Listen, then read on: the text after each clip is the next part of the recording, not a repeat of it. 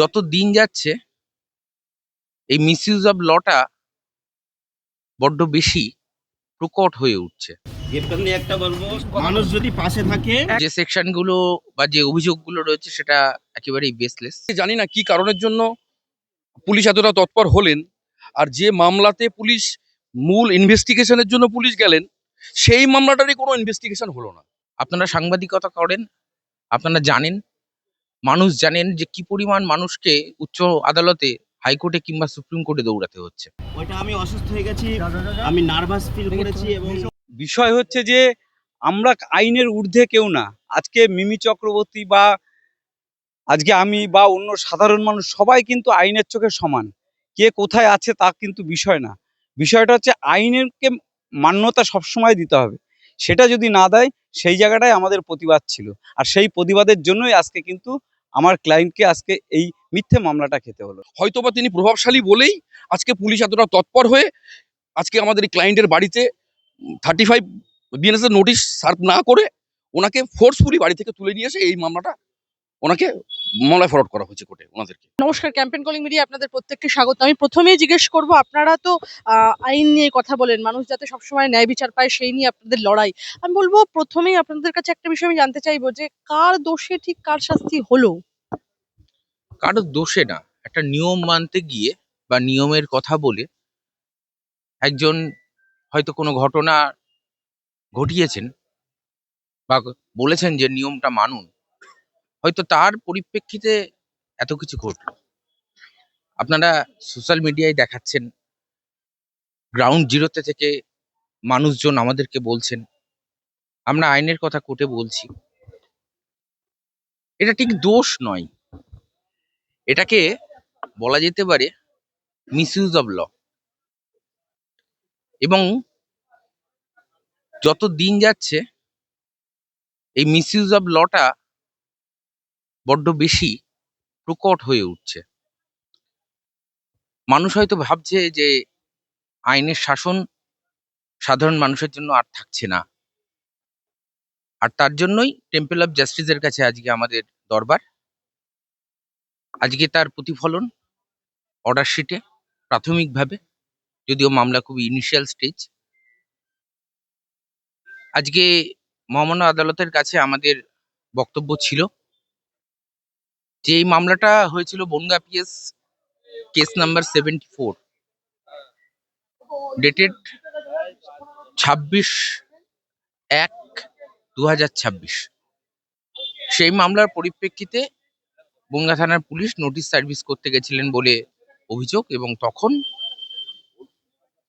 এই তনয় দাস, এলাইস তনয় শাস্ত্রী এবং তার আশেপাশের আরো লোকজন তারা পুলিশের কাজে হস্তক্ষেপ করেছেন। তার জন্য সুমোটো একটি মামলা পুলিশের তরফ থেকে রুজু করা হয়েছে, এবং সেটা হচ্ছে Bangaon PS case number 82, dated 29/1/2026। সেই মামলায় বেশ কিছু নন বেলেবল সেকশন রয়েছে। যে সেকশনগুলো বা যে অভিযোগগুলো রয়েছে সেটা একেবারেই বেসলেস, সেটা আগামী দিনে প্রমাণিত হবে।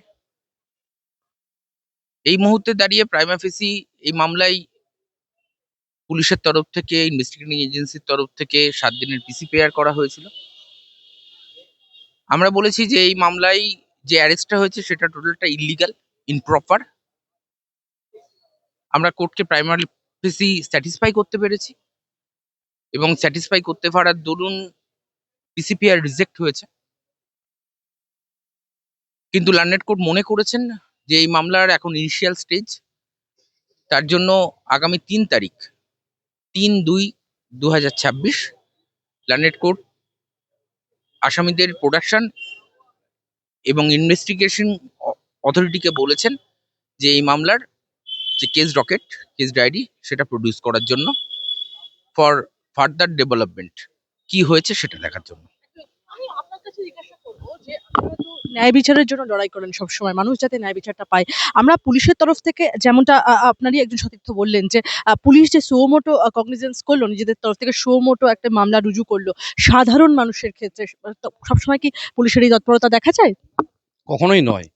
আজকের যে ঘটনাটা আমরা দেখলাম, আজকে জানি না কি কারণের জন্য পুলিশ এতটা তৎপর হলেন, আর যে মামলাতে পুলিশ মূল ইনভেস্টিগেশনের জন্য পুলিশ গেলেন সেই মামলাটারই কোনো ইনভেস্টিগেশন হলো না। সম্পূর্ণ একটা স্বতঃপ্রণোদিতভাবে পুলিশ মামলা করলেন, এবং এখানে দেখা যাচ্ছে যে আমাদের যারা ক্লায়েন্ট, এদেরকে সম্পূর্ণ হেনস্থা করার জন্য এই মামলাটা করা হলো। হয়তো এর পিছনে কোনো অদৃশ্য শক্তি কাজ করছে, সেই শক্তির দ্বারা প্রভাবিত হয়ে পুলিশ আজকে আমাদের এই ক্লায়েন্টকে হেনস্থা করার জন্য যে মামলায় ওনাকে যে কমপ্লেনের বেসিসে ওনাকে অ্যাকুজ করা হয়েছিল সেই মামলাটারই কোনো ইনভেস্টিগেশন হলো না। সেখানে উল্টে স্বতঃপ্রণোদিতভাবে পুলিশ একটা মামলা করে আমাদের ক্লায়েন্টকে হেনস্থা করার জন্য এই মামলায় কোর্টে ফরওয়ার্ড করলেন এবং 7 ডেজ পিসি প্রেয়ার করলেন। সেখানে আমরা কোর্টেরকে বোঝানোতে সক্ষম হয়েছি যে এই মামলাটা সম্পূর্ণ মিথ্যাভাবে এদেরকে হ্যারাস করার জন্য করা হয়েছে। সেখানে কোর্ট স্যাটিসফাইড হয়ে পিসি প্রেয়ার রিজেক্ট করেছেন, পুলিশের রিজেক্ট করে এনাদেরকে জেসির জন্য অর্ডার করেছেন, এবং 3 তারিখে তার প্রোডাকশন উইথ সিডি কলফার করেছেন যে পুলিশ ইনভেস্টিগেশনে তার কি প্রোগ্রেস রিপোর্ট আছে সেটাকে কোর্ট দেখতে চেয়েছেন। সেই জন্য 3 তারিখে সিডির জন্য এবং প্রোডাকশনের জন্য কোর্ট ডেট রেখেছেন। কেন এত তাড়াহুড়ো করা হলো, কেন নোটিশ দেওয়া হলো না গ্রেফতারির আগে? সেটা সম্পূর্ণ পুলিশের বিষয়। জানি না পুলিশ কি কারণে এটা করেছেন, হয়তো প্রভাবিত হয়েছেন, কারো দ্বারা প্রভাবিত হয়েছেন। সেই কারণের জন্যই পুলিশ ওনাকে যে মামলার জন্য ওনাকে ইনভেস্টিগেশনের জন্য ডাকার কথা পুলিশ বলছেন, সেই মামলাতেই ওনাকে কোনো 35 ক্লস 3 কোনো নোটিশই সার্ভ করা হলো না। ওনাকে বাই ফোর্স বাড়ি থেকে তুলে আনা হলো, এবং তুলে আনার পরে পুলিশ স্বতঃপ্রণোদিতভাবে এই মামলাটাতে কোর্টে ফরওয়ার্ড করলেন। আমি আপনার কাছে একটি বিষয় জানতে চাইবো যে রীতিমতো আইনের দিক যে মানে যে আমরা সবসময় দেখেছি আইনের লড়াইয়ের ক্ষেত্রে অনেকগুলো জটিল দিক থাকে, অনেকগুলো সার্কামস্টান্সেস তৈরি হয় অন্যভাবে। আমি বলবো যে আইনের নিগূঢ়তা বা আইনের যে দিকগুলো সেগুলো কি পশ্চিমবঙ্গের প্রত্যেকটা লোকের জন্য মানে সঠিকভাবে অ্যাপ্লিকেবল হচ্ছে? অ্যাপ্লিকেবল হচ্ছে না বলে তো মানুষ আরো বেশি করে আইনের দ্বারস্থ হচ্ছে, আদালতের সামনে আসছেন। এর বেশি ছোট্ট উত্তরে বাংলার মানুষ বোঝেন, আমাদের নতুন করে কিছু বলা লাগে না।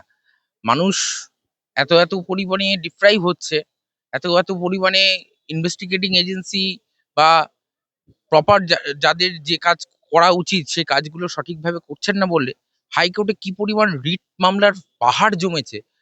আপনারা সাংবাদিকতা করেন, আপনারা জানেন, মানুষ জানেন যে কি পরিমাণ মানুষকে উচ্চ আদালতে, হাইকোর্টে কিংবা সুপ্রিম কোর্টে দৌড়াতে হচ্ছে। মিমি চক্রবর্তী তিনি বলছেন লেট তিনি কখনো করেন না।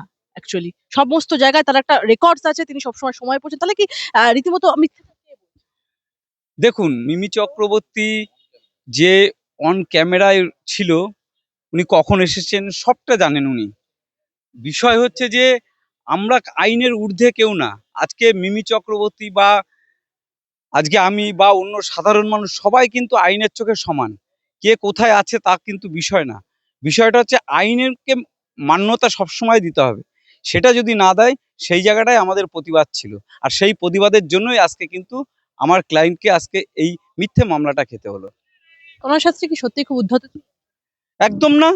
আপনারা বিভিন্ন সোশ্যাল মিডিয়ায় দেখেছেন, বরং আরও আমরা সাদরে ওনাকে গ্রহণ করেছি।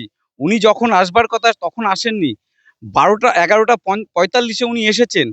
তাতেও ওনাকে সাদরে আমন্ত্রণ করে ওনাকে আমরা সম্বর্ধনা দেওয়ার ব্যবস্থা করেছি, এবং উনি স্টেজে কিছুটা টাইম পারফর্ম করেছেন। কিন্তু আমরা তো আইনের পরিধির মধ্যে থাকি, আমরা তো আইনকে লঙ্ঘন করতে পারি না। সেই পরিধিটা ছিল আমাদের 12টা অবধি আমাদের এই অনুষ্ঠানের পারমিশন, যেটা থানায় দিয়েছিল, পুলিশ দিয়েছিল, প্রশাসন থেকে দিয়েছিল। তা 12টা যখন ওভার হয়ে যাবে তখন তো আমরা আর এই প্রোগ্রাম চালাতে পারি না। সেই কারণেই আমরা অনুরোধ করেছিলাম মিমি চক্রবর্তীকে যে আমাদের সময় হয়ে গেছে, আমরা আর এই অনুষ্ঠানটা চালাবো না। এই তো বিষয়। একদম। আমি আপনার কাছে জানতে চাইবো একজন ল অ্যাবাইডিং সিটিজেন হিসেবে তনয় শাস্ত্রী কতটা ঠিক ছিলেন, এবং পুলিশের যে ভূমিকা সে নিয়ে দেখুন, আমাদের যিনি ক্লায়েন্ট ছিলেন উনি ওনার যেটা করণীয় ছিল, যে প্রোগ্রামটা চালানোর ক্ষেত্রে আইনকে মান্যতা দিয়ে উনি 12টার মধ্যে প্রোগ্রামটাকে শেষ করতে চেয়েছিলেন। সেই কারণেই উনি ওই টাইমের মধ্যেই প্রোগ্রামটাকে শেষ করেছিলেন। সেটা এই মিমি চক্রবর্তী যিনি শিল্পী ছিলেন, উনি ওনার সেন্টিমেন্টে নিয়ে এনার এগেনস্টে একটা মেলের মাধ্যমে বনগাঁ থানাতে কমপ্লেন করেন। সেই কমপ্লেনের এগেনস্টেই মামলাটা স্টার্ট হয়েছিল। হয়তোবা তিনি প্রভাবশালী বলেই আজকে পুলিশ এতটা তৎপর হয়ে আজকে আমাদের এই ক্লায়েন্টের বাড়িতে 35 বিএনএস নোটিশ সার্ভ না করে ওনাকে ফোর্সফুলি বাড়ি থেকে তুলে নিয়ে এসে এই মামলাটা ওনাকে মামলায় ফরওয়ার্ড করা হয়েছে কোর্টে ওনাদেরকে। একদম আমার শেষ ছোট্ট দুটো প্রশ্ন আপনাদের কাছে। কোথাও কি রাজনৈতিক প্রতিহিংসা পরায়ণতা দেখছেন? তনয়বাবুর সঙ্গে কথা বলেছিলাম। তনয়বাবুকে আমার ক্লায়েন্ট হিসাবে আমি কথা বলেছিলাম। তিনি বললেন যে আমি মায়ের ভক্ত, আমি কোনো রাজনীতির সঙ্গে যুক্ত নই। সেই জায়গায় দাঁড়িয়ে আমার ক্লায়েন্টের ভার্সন আমি এটা আপনাদেরকে জানাতে পারি, আপনাদের মাধ্যমে মানুষ জানতে পারবেন। বাকি বিষয় আমরা আইনের মধ্যে থেকে আদালতে আইনের খুঁটিনাটি বিষয় নিয়ে আলোচনা করতে পারি, কিন্তু রাজনৈতিক বিষয়ে তাকে অ্যারেস্ট হয়েছে কি হয়নি সেটা এই মুহূর্তে আমার ক্লায়েন্ট কিছু জানাননি আমাকে। তিনি বলেছেন যে আমাকে বারংবার জিজ্ঞেস করা হয়েছে, ইনভেস্টিগেটিং এজেন্সিও নাকি জিজ্ঞেস করেছেন ওনাকে।